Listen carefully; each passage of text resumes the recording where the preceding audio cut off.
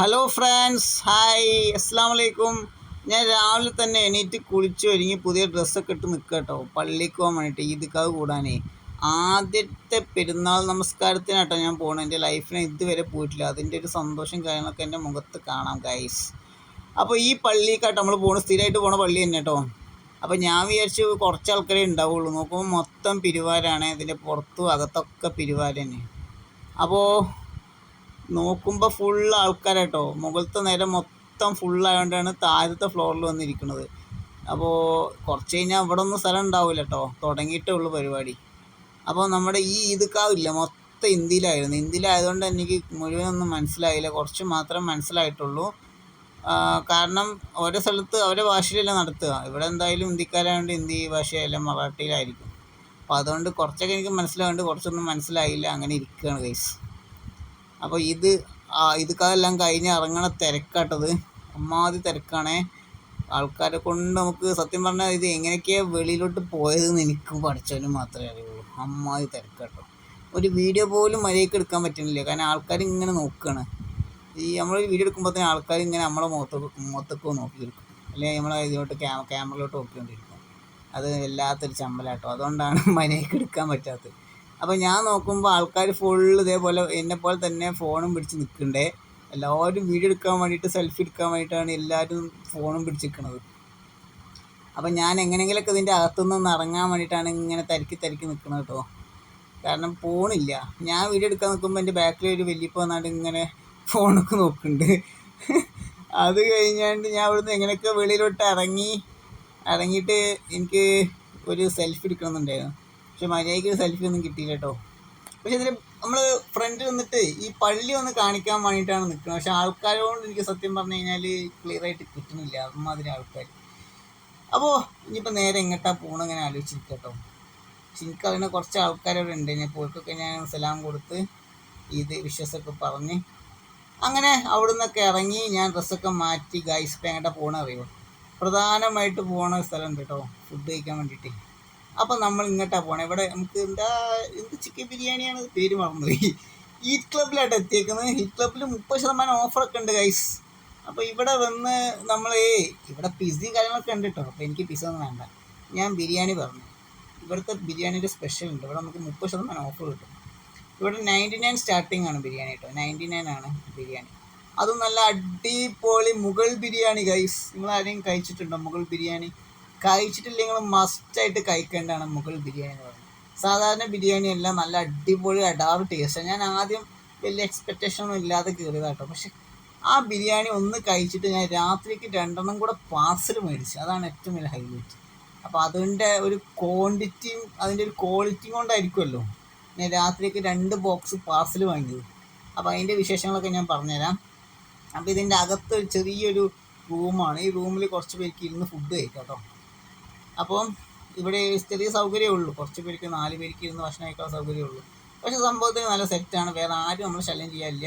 ഞാൻ മാത്രമേ ഉള്ളൂ ഇതിൻ്റെ അകത്തിരിക്കാൻ. അതുകൊണ്ട് എനിക്ക് സുഖമായിട്ടിരുന്ന് ഭക്ഷണം കഴിക്കാം. അപ്പോൾ ഞാനിത് ഓർഡർ ചെയ്തിട്ട് ഞാൻ സത്യത്തിൽ 129 ബിരിയാണിയാണ് ഓർഡർ ചെയ്തത്. പക്ഷെ എനിക്ക് വേണ്ടത് 300-400 ആയിരുന്നു. പക്ഷെ അത് അപ്പോഴ് പ്രിപ്പയർഡ് അല്ല. അപ്പോൾ സാധനം എത്തിയിട്ടുണ്ട്. ഇതാണ് മുഗൾ ബിരിയാണി ഗൈസ്. കാണാത്തൊരു കണ്ടോളി, മുഗൾ ബിരിയാണി കണ്ടോളി. സത്യത്തിൽ ബിരിയാണിയുടെ ഈ ഉത്ഭവം തന്നെ മുഗൾ ചക്രവർത്തിമാരാണ്. അങ്ങനെയാണ് നമ്മൾ ഹിസ്റ്ററി പറയുന്നത്. അങ്ങനത്തെ സംഭവം ഉണ്ട് കേട്ടോ. അപ്പോൾ ഈ മുഗൾ ബിരിയാണി നമുക്കൊന്ന് കഴിച്ച് നോക്കാമെന്ന് വിചാരിച്ച് ഞാൻ ആദ്യമായിട്ടാണ് ഈ സാധനം കഴിക്കുന്നത്. നമ്മൾ പല ഐറ്റം ബിരിയാണി കഴിച്ചിട്ടുണ്ട്. ദമ്മ്, ഹൈദരാബാദി, തലശ്ശേരി, പിന്നെ വേറെ ഏതൊക്കെ ഐറ്റംസ്. ട്രിവാൻഡ്രത്ത് നിന്ന സമയത്തുള്ള ലോക്കൽ ബിരിയാണി മൊത്തം കഴിച്ചിട്ടുണ്ട്. അവർ ബിരിയാണി എന്നൊക്കെ പറഞ്ഞാൽ ചോറിൽ കുറച്ച് മുട്ടയും മസാലയും ചിക്കനും ഇട്ട് തരും. അപ്പോൾ ഈ ബിരിയാണി അങ്ങനത്തെ ബിരിയാണി അല്ല, നല്ല അടിപൊളി ടേസ്റ്റ് ഉണ്ടായിരുന്നു. റൈസൊക്കെ നല്ല വിട്ട് നിൽക്കുന്ന റൈസാട്ടോ. ഞാൻ അങ്ങനെ കുത്തി കാണിച്ചിരുന്നത് അതുകൊണ്ടാണ്. നല്ല ചൂടുണ്ടായിരുന്നു. ഇത് അധികം ചൂടുള്ള ബിരിയാണി ഇഷ്ടമല്ല, എനിക്ക് കുറച്ച് തണുപ്പുള്ള ബിരിയാണി ഇഷ്ടം. ചൂട് ഉണ്ടായി കഴിഞ്ഞാൽ എനിക്ക് കഴിക്കാൻ കഴിയില്ല, അതാണ്. അപ്പോൾ നമുക്ക് തുടങ്ങാം, സ്റ്റാർട്ട് ചെയ്യാം. അപ്പോൾ ഞാൻ എന്തായാലും രണ്ടും കൽപ്പിച്ച് ബിസ്മില്ലാ പറഞ്ഞ് ഞാൻ എന്തായാലും കഴിക്കാൻ തുടങ്ങി ഗൈസ്. നിങ്ങളെല്ലാവരും ഫുഡ് കഴിച്ചോ? എൻ്റെ വായിൽ നിന്ന് ഭക്ഷണം കഴിക്കണോണ്ടൊന്നും വരുന്നില്ല, അതാണ് കേട്ടോ. എല്ലാവരും ഭക്ഷണം കഴിച്ചല്ലോ. അപ്പോൾ ഞാൻ കഴിക്കാൻ പോവുകയാണ്. ഇതാണ് ബിരിയാണി, ഒന്ന് കാണിച്ചു തരികയാണ്. അപ്പോൾ സത്യം പറഞ്ഞാൽ സ്പൂൺ കൊണ്ട് കഴിക്കാൻ എനിക്ക് ഇഷ്ടമല്ല, പക്ഷെ ചൂട് കാരണം വേറെ വഴിയില്ലാത്തതുകൊണ്ടാണ് ഈ സ്പൂണിൽ ഇങ്ങനെ കോരി കോരി കഴിക്കുന്നത്. പിന്നെ അതിൻ്റെ കൂടെ റൈത്ത ഉണ്ട്. റൈത്ത നമ്മുടെ തൈരാണ്. ഇവിടുത്തെ റൈത്തയ്ക്ക് ഒരു വ്യത്യാസം ഉണ്ട് കേട്ടോ. നമ്മുടെ നാട്ടിലെ തൈരിൻ്റെ പോലെയല്ല, ഇച്ചിരി ടേസ്റ്റിന് വ്യത്യാസം ഉണ്ടാവും. പക്ഷെ എനിക്ക് തൈര് ഇഷ്ടമല്ല, എനിക്ക് റൈത്ത ഇഷ്ടമല്ല. എനിക്ക് ഏറ്റവും ഇഷ്ടം കേടാണ് നമ്മുടെ നാട്ടിലെ സാധാരണ തൈര്. തൈര് ഉള്ളിയൊക്കെ ഇട്ടിട്ട് പച്ചമുളകൊക്കെ ഇട്ടുള്ള തൈരില്ലേ, അതാണ് എനിക്കിഷ്ടം. ഇവിടെ എന്ന് പറഞ്ഞാൽ വേറൊരു സ്റ്റൈല് അവർ ചെയ്യത്തുള്ളൂ. പിന്നെ ചിക്കനൊക്കെയാണ് തപ്പണ കേട്ടോ. ചിക്കൻ ഉള്ളിലാണ് കിടക്കുന്നത്, അതാണ് നല്ല ചൂടുള്ളതുകൊണ്ട് എനിക്ക് എടുക്കാൻ പറ്റില്ല. ചിക്കൻ ലെഗ് പീസാണ് എടുത്ത് ഞാൻ അപ്പുറത്ത് മാറ്റി വെച്ച്. അപ്പോൾ ഈ ചിക്കൻ അവർ പൊരിച്ചിട്ടാണ് ഇതിലോട്ട് ഇട്ടിട്ടുള്ളത് കേട്ടോ, ഫ്രൈ ചെയ്തിട്ടാണ് ഇട്ടിട്ടുള്ളത്. അത് നല്ല ടേസ്റ്റ് ഉണ്ടായിരുന്നു. അപ്പോൾ റൈസ് മാത്രം കഴിക്കാൻ തന്നെ നല്ല ടേസ്റ്റ് ഉണ്ട്, റൈത്തും കൂടെ കഴിക്കാൻ നല്ല ടേസ്റ്റ് ഉണ്ട്. അപ്പോൾ ഗൈസ്, ഇതാണ് മുഗൾ ബിരിയാണി. അപ്പോൾ ഈ മുഗൾ ബിരിയാണി കഴിക്കാത്തതിലൊന്ന് എക്സ്പ്ലോർ ചെയ്യണം, കാരണം നമ്മൾ പല ഐറ്റം ബിരിയാണി കഴിച്ചിട്ടുണ്ടെങ്കിൽ ഇതൊന്ന് വേറെ തന്നെ. അപ്പോൾ ഫുഡൊക്കെ അടിച്ച് ഞാൻ നേരെ എങ്ങോട്ടാണ് പോകണമെന്ന് വെച്ച് കഴിഞ്ഞാൽ കുറച്ച് സ്ഥലങ്ങളോട്ട് പോകണം. ഗൈസ്, ടിക്കറ്റൊക്കെ എടുത്തിട്ടുണ്ട്. അപ്പോൾ ഇന്ന് പെരുന്നാളല്ലേ, അപ്പോൾ എവിടെയൊക്കെ പോയിട്ട് തെണ്ടി തിരിഞ്ഞ് നടക്കാമെന്ന് വിചാരിച്ച്. നല്ല ചൂടുണ്ട്, പക്ഷെ ഇന്ന് തന്നെ പോകണം എന്നുള്ളത് എൻ്റെ ഒരു ആഗ്രഹം കേട്ടോ. അപ്പോൾ ട്രെയിനൊക്കെ കയറിയിട്ടാണ് നമ്മൾ പോണത്. അപ്പോൾ ഏണ്ട പോകണത് അറിയോ? മസ്ജിദ് ബന്ദർ. മസ്ജിദ് ബന്ദർ എന്താണെന്ന് അറിയോ? എനിക്ക് സത്യം പറഞ്ഞാൽ എന്താണെന്ന് പോലും അറിയില്ല കേട്ടോ. ഞാൻ വിചാരിച്ച ഏതൊരു മസ്ജിദാണെന്നാണ്, പക്ഷെ മസ്ജിദ് ബന്ദർ എന്ന സ്ഥലത്തിൻ്റെ പേരാണ്. അപ്പോൾ അങ്ങോട്ടാണ് യാത്ര ചെയ്യുന്നത്. ഈ മസ്ജിദ് ബന്ദർ തൊട്ടടുത്താണ് മുഹമ്മദ് അലി റോഡ് എന്ന് പറഞ്ഞ ഒരു സംഭവമുണ്ട്. സംഭവമല്ല, ഒരു സ്ഥലം. അവിടെ എന്ന് പറഞ്ഞാൽ മുസ്ലിം ഏരിയയാണ്, ഒരുപാട് സംഭവങ്ങളുണ്ട്. എൻ്റെ 2-3-4 ഫ്രണ്ട്സ് പറഞ്ഞ് അവിടെ എന്തായാലും പോകണം. അവിടെ മുഹമ്മദ് അലി റോഡ് എന്ന് പറഞ്ഞാൽ റംസാനൊക്കെ അടിപൊളിയാണ്, അതാണ് ഇതാണ്, ആനയാണ് ചേനയാണ് മാങ്ങയാണെന്നൊക്കെ പറഞ്ഞാണ്ട് ഞാൻ അവിടെ ചെന്നപ്പോൾ ഒറ്റ കടയും തുറന്നിട്ടില്ല. മാത്രമല്ല ഞാൻ ഉദ്ദേശിച്ചത്ര ഇതൊന്നുമില്ല അവിടെ. സത്യം പറഞ്ഞാൽ എനിക്ക് ആകെ ഷോക്കായി. ഞാൻ എല്ലാവരോടും ഇങ്ങനെ ചോദിക്കട്ടോ, മുഹമ്മദ് അലി റോഡ് എവിടെ? മുഹമ്മദ് അലി റോഡ് ആൾക്കാർ പറയും സീതാ ജാവോ, നേരെ പോ. ഞാൻ നടന്ന് അവസാനം ഈ സ്ഥലത്തല്ല എത്തുന്നത്, വേറെ എവിടെയോ എത്തിക്കണേ. അപ്പോൾ ആൾക്കാർ പറയണം ഇത് തന്നെയാണ് മുഹമ്മദ് അലി റോഡ്. ഇപ്പം ഞാൻ വിചാരിച്ചു ഇവിടെ ഒരു കടയില്ലല്ലോ, ഇത് എന്താ കഥ. അങ്ങനെ പിന്നെ ഞാൻ അവിടുന്ന് മാറി പിന്നെ നേരെ മസ്ജിദ് ബന്ദർ റോഡുണ്ട്. ഇതാണ് മസ്ജിദ് ബന്ദർ റോഡ്. ഇവിടെ മസ്ജിദ് ഉണ്ടെങ്കിൽ ഇവിടെ നേരെ പോയി കഴിഞ്ഞാലാണ് ആ ഏരിയ കാണാൻ. സത്യം പറഞ്ഞാൽ ഇവിടെ ഒന്നുമില്ല, ഈ അങ്ങാടി തന്നെ കാണാനുള്ളൂ. പക്ഷെ ഇന്ന് ഈ പെരുന്നാളായതുകൊണ്ട് ഒരു കാര്യം തുറന്നിട്ടില്ല, അതാണ് സംഭവം.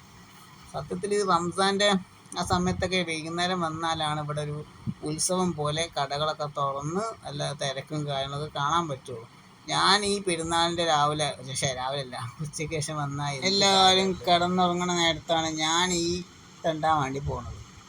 അപ്പോൾ ഗൈസ്, ഇതാണ് മുഹമ്മദ് അലി റോഡ് കേട്ടോ. അപ്പോൾ ഇതിലൂടെയാണ് നമ്മളിങ്ങനെ നടക്കുന്നത്. ഈ അങ്ങാടിയൊക്കെ നല്ല അടിപൊളി അങ്ങാടിയാണ്. നമ്മളെ സമയം ശരിയല്ലാത്തതുകൊണ്ടാണ് ഇതിങ്ങനെ കിടക്കണത് കേട്ടോ. അപ്പോൾ എനിക്ക് ഈ യാത്രയോടുകൂടി അവിടെ ചെന്ന് മതിയായിക്കുന്നത്, ഇനി അങ്ങോട്ട് വരില്ല. അപ്പോൾ ഇതാണ് മുഹമ്മദ് അലി റോഡ്.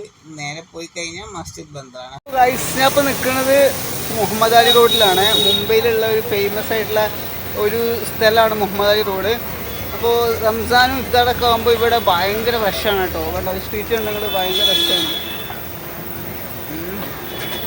അപ്പോൾ ഇവിടെ ഞാൻ അവിടുന്ന് നേരെ നടന്നപ്പോൾ കണ്ട കാഴ്ചകളാട്ടോ അത്. റോട്ടിലിങ്ങനെ കുറേ കച്ചവടക്കാർ. അപ്പോൾ ഇതെന്താ സംഭവം അറിയാം, അവിടെ എന്തോ ഒരു അമ്പലമുണ്ട്. എന്താ അമ്പലമാണെന്ന് എനിക്ക് അറിഞ്ഞൂടാ. ഇങ്ങോട്ടുള്ള പൂജയ്ക്കും കാര്യങ്ങൾക്കുമാണ് ഇവിടെ ഈ തിരക്ക്. അവിടെ നടക്കാനുള്ള ഇത് എനിക്കില്ല, ശേഷിയില്ല, അത്രത്തോളം ഞാൻ നടന്നിക്കണം. അതുകൊണ്ട് ആ കുഴഞ്ഞുകൊണ്ടാണ് ഞാൻ അങ്ങോട്ട് നടക്കാത്തത്. സത്യം പറഞ്ഞാൽ തിരിച്ചിടക്കുക കേട്ടോ. അപ്പം അത് നമ്മൾ എവിടുന്നാണ് തുടങ്ങി അങ്ങോട്ട് നടക്കുകയാണ്. കാരണം അമ്മാതിരി ചൂടുമുണ്ട്, കാരണം ഈ ബിരിയാണി എല്ലാം അടിച്ച് കയറ്റുകൊണ്ട് അതിൻ്റെ ദാഹമുണ്ട്. അപ്പോൾ ഇത് എവിടെ സ്ഥലം എന്നറിയോ? ഇതാണ് മസ്ജിദ് ബന്ദർ എന്ന് പറഞ്ഞ സ്ഥലം. ഇവിടെ ഇങ്ങനെ കുറേ സംഭവങ്ങളൊക്കെ കാണാം കേട്ടോ, കുറേ പലഹാരങ്ങളൊക്കെ. പക്ഷേ ഒരു വെറൈറ്റി ഉണ്ട്, നമ്മുടെ നാട്ടിൽ നിൽക്കുന്ന സംഭവമല്ല കേട്ടോ. ഇത് മിച്ചറൊന്നുമല്ല, ഇത് വേറൊരു ഐറ്റം സംഭവം കേട്ടോ. അതായത് മധുരവും എരിവും അതുപോലെ തന്നെ അതിൻ്റെ ഇടയിൽ കിസ്മിസും കുറേ ഐറ്റംസൊക്കെ മിക്സ് ചെയ്തിട്ടുള്ള ഒരു തരം ഐറ്റമാണ്. ടേസ്റ്റ് നോക്കുകയാണെങ്കിൽ സാധാരണ മിച്ചറേ അല്ല കേട്ടോ, ഒരു വേറെ രസമുള്ള സാധനം. അപ്പോൾ എനിക്ക് ഇവിടുന്ന് തിരിച്ചു പോകണം ഗൈസ്. എനിക്ക് നടന്ന് മതിയായിരിക്കണം, എനിക്ക് എങ്ങനെ തിരിച്ചു പോകണം, കാരണം ഇവിടെ ഒന്നും കാണാനില്ല. അപ്പോൾ തിരിച്ചു പോകാനാണ് ഇപ്പോൾ ഞാൻ എന്ത് ചെയ്യണത്, നിൽക്കുന്നത്. അപ്പോൾ സ്റ്റേഷൻ കണ്ടു, ഇതാണ് സ്റ്റേഷൻ, മസ്ജിദ് ബന്ദർ സ്റ്റേഷൻ. അപ്പോൾ ഇവിടുന്ന് നമുക്ക് ട്രെയിൻ കിട്ടും, ഇവിടുന്ന് നേരെ പോവുക, അതാണ് ഉദ്ദേശിക്കുന്നത് കേട്ടോ. അപ്പോൾ ഗൈസ്, അപ്പോൾ എന്തായാലും മസ്ജിദ് ബന്ദറും മുഹമ്മദ് അലിയെ കണ്ട്, റോഡ് കണ്ട്. അപ്പോൾ ഗൈസ് തിരിച്ചുള്ള യാത്രയിലാണ്. അപ്പം എൻ്റെ കൂടെ എൻ്റെ ചാരി ഒരു ചെറിയ ചെക്ക ഇരിക്കുന്നുണ്ട് കേട്ടോ. ഓനെ കാണുമ്പോൾ എനിക്ക് ഷാനുവിനെ ഓർമ്മ വരും. ഷാനു വേറെ ആരുമില്ല, എൻ്റെ മൂത്ത ബ്രദറിൻ്റെ മോനാണ്. ഇതേ പ്രായമായിരുന്നു. ഞാൻ വീട്ടിൽ നിന്ന് പോകുന്ന സമയത്ത് എന്നെ ഭയങ്കര ഇഷ്ടമായിരുന്നു. ഒരു 5 വയസ്സേ ഉണ്ടാവുള്ളൂ. എനിക്ക് അവനെപ്പോലെ തോന്നിയിട്ടുണ്ട്. എന്തോ ഒരു ഫീലിങ്, എനിക്ക് അവനെ വല്ലാതെ മിസ് ചെയ്യുന്ന പോലെ. അപ്പോൾ അപ്പോൾ ആ ചങ്ങായിൻ്റെ ചാരി ഇരിക്കുകയാണ് കേട്ടോ. അങ്ങനെ ഇടയ്ക്ക് തന്നെ ഫോണൊക്കെ നോക്കുന്നുണ്ട്. അപ്പോൾ എനിക്ക് എന്തോ അവനെ വല്ലാതെ മിസ് ചെയ്യുക, ഷാനുവിനെ വല്ലാതെ മിസ് ചെയ്യുക. എൻ്റെ മൂത്ത സഹോദരൻ്റെ മോനാണ് ഷാനു. അപ്പോൾ അങ്ങനെ യാത്ര തുടരുകയാണ് ഗൈസ്. ഞാൻ തിരിച്ചു പോരുകയാണേ.